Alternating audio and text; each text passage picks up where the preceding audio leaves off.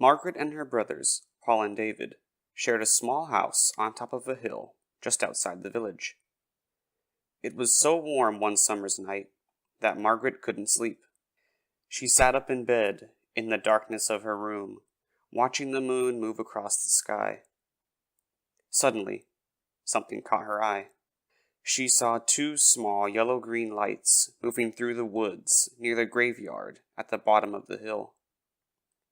They looked like the eyes of some animal, but she could not make out what kind of creature it was. Soon the creature left the woods and moved up the hill toward the house. For a few minutes, Margaret lost sight of it. Then she saw it coming across the lawn toward her window. It looked something like a man, and yet it didn't. Margaret was terrified. She wanted to run from her room, but the door was next to her window. She was afraid the creature would see her and break in before she could escape. When the creature turned and moved in a different direction, Margaret rushed to the door. But before she could open the window, it was back. Margaret found herself staring through the window at a shrunken face like that of a mummy. Its yellow-green eyes gleamed like a cat's eyes. She wanted to scream, but she was so frightened she could not make a sound.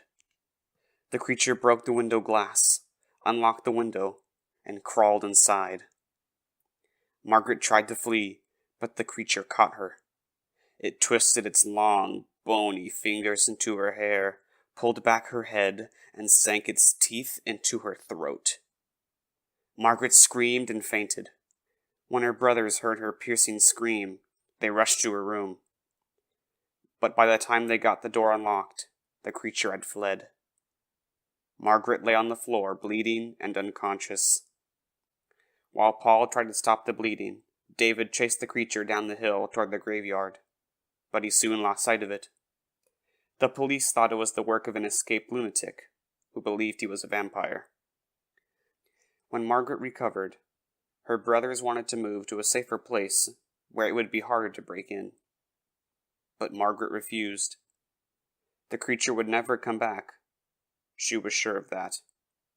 But just in case, Paul and David began keeping loaded pistols in their rooms. One night, months later, Margaret was awakened by a scratching sound at the window.